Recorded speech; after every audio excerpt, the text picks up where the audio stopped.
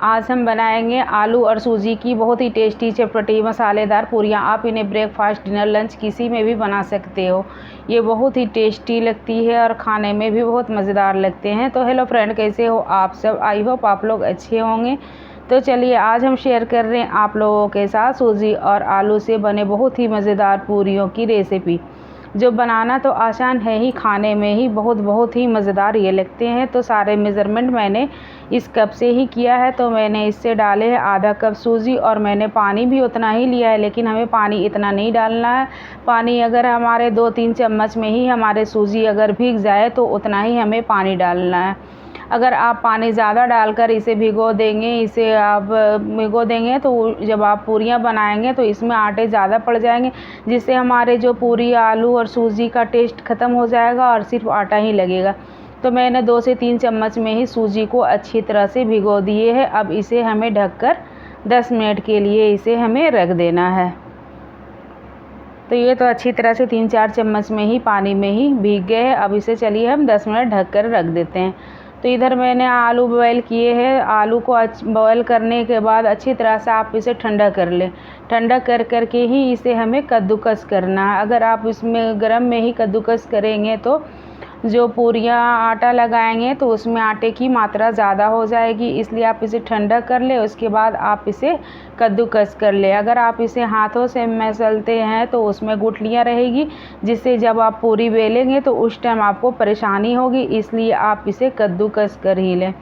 तो देख सकते हैं इधर हमारे जो सूजी थे वो भी अच्छी तरह से फूल गए हैं, अच्छी तरह से ये भीग गए हैं। ये कितने अच्छे जैसे सॉफ्ट जैसे बनकर तैयार भी हो गए हैं। तो चलिए अब हम इसे दूसरे बॉल में डाल देते हैं। तो आप इस तरह से दूसरे बॉल में डाल दें और जितना मैंने सूजी लिया था कप से नापकर उतना ही मैंने ये आलू लिए हैं। 4 आलू हमारे इतना ही हुए।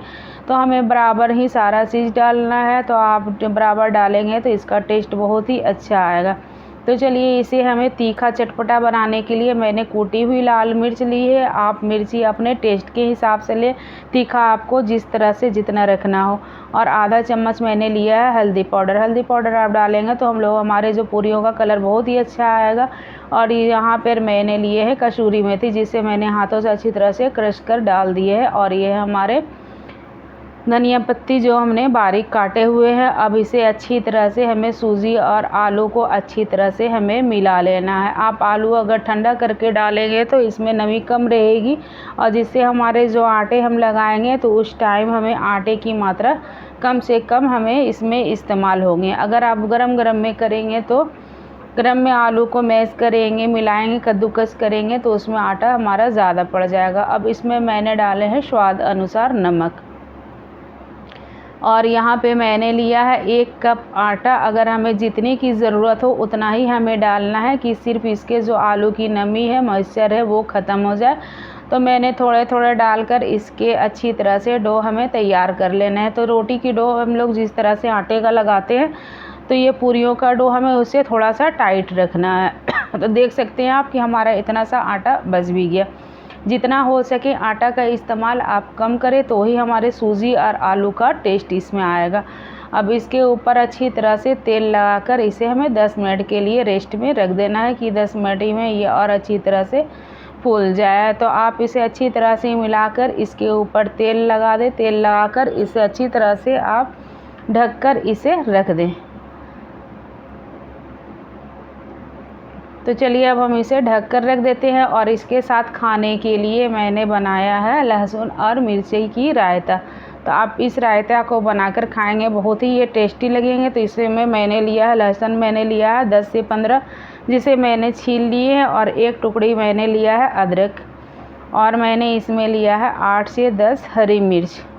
तो ये आप रायता बनाकर खाएंगे, लहसुन मिर्चा वाली जो रायता है वो बहुत ही मज़ेदार ये बनकर तैयार होती है। आप इसे रोटी, चावल, पराठे, पूरी किसी में भी आप इसे खा सकते हैं। तो चलिए अब हम इसे दरदरा हम इसे कूट लेते हैं, दरदरा हम इसे ग्राइंड कर लेते हैं। आप इमामजस्ती में भी इसे कूट सकते हैं। तो ये देखिए इस तरह से हमें दरदरा ही इसे अच्छी तरह से कूट पीस लेना है। तो तो इधर मैंने रखा है 2 चम्मच तेल। हमारे ये सरसों तेल है, मस्टर्ड ऑयल है, ये गर्म हो जाए तो इसमें मैंने डाले हैं आधा चम्मच कलौंजी और मैंने इसमें लिया है आधा चम्मच सरसों। ये थोड़े से फ्राई हो जाए, थोड़े से चटक जाएं, उसके बाद जो मैंने लिए हैं और मैंने इसमें डाला है 1 चुटकी हींग। उसके बाद इसे फ्राई अच्छे से हमें कर लेना है और उसके बाद जो मैंने मिर्ची और अदरक जो कूट कर रखा है, ग्राइंड कर रखा है, उसे हम इसमें डाल देंगे और इसे हम फ्राई कर लेंगे।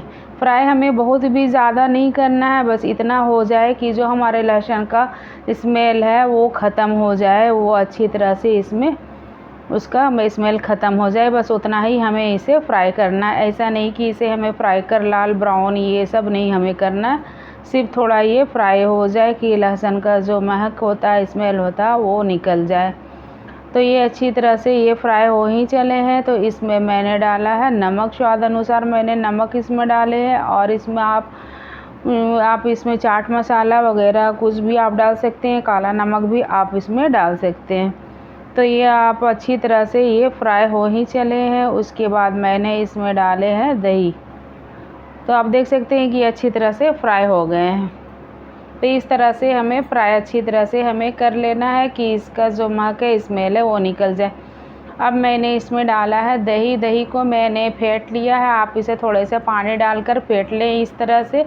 आप फेंट करके आप इसमें डाल दें। ये जो आप रायता खाइएगा लहसुन मिर्चा वाली, वो बहुत ही टेस्टी और बहुत ही मज़ेदार ये लगती हैं खाने में पूरियों के साथ। तो इस तरह से आप एक बार ज़रूर लहसुन मिर्चा का आप रायता बनाकर तैयार करें और उसे आप टेस्ट करके देखें कितना स्वादिष्ट और कितना ही मज़ेदार ये बनकर तैयार होता है। देखकर ही कितना टेस्टी ये लग रहा है वो आप समझ सकते हैं कि ये कितना टेस्टी खाने में लगेगा। आप इसे रोटी, चावल, पराठे, पूरी किसी में भी आप इसे खा सकते हैं, आप इसे सर्व कर सकते हैं। और मैंने इसमें डाला है चीनी। ये हमारे बारीक की शुगर है जिसे मैंने ग्राइंड करके रखा। आप इसमें गोटे चीनी भी डाल सकते हैं, मैंने इसमें शुगर पाउडर डाला है। तो मैंने इसमें डाले हैं 1 चम्मच चीनी। आप चीनी हमारे ऑप्शनल है, आप डाल भी सकते हैं या इसे स्किप भी कर सकते हैं। तो इधर जो हमारे आटा का डो मैंने जो लगाया था वो भी अच्छी तरह से फूल गए हैं। अब इसे अच्छी तरह से मिला लें और उसके बाद इसे हमें पूरियाँ इसे हमें बेल लेनी है।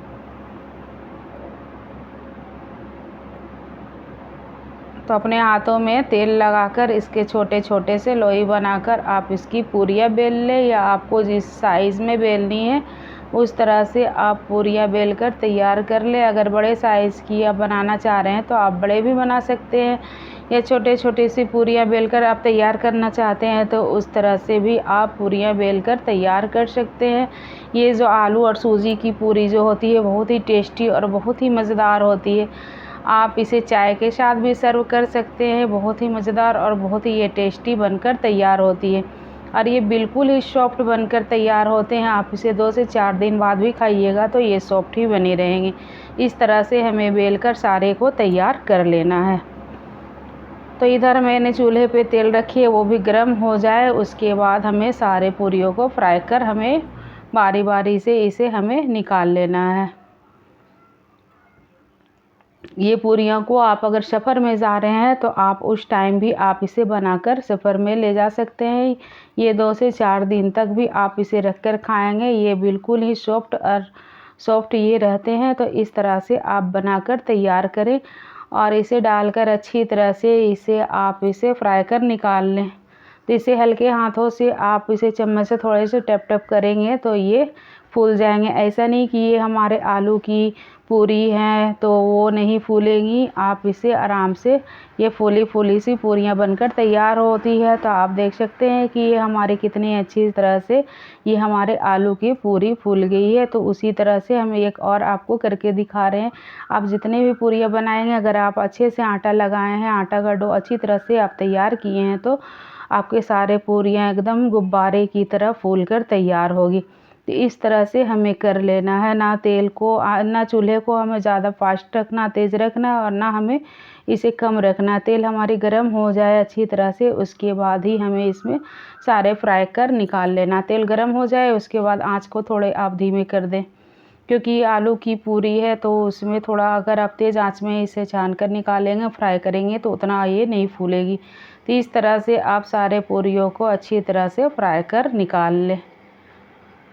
हमारे तो जितने मैंने डाले थे हमारे सारी पूरियाँ तो फूल गई थी। आप एक बार ट्राई कर ज़रूर देखें।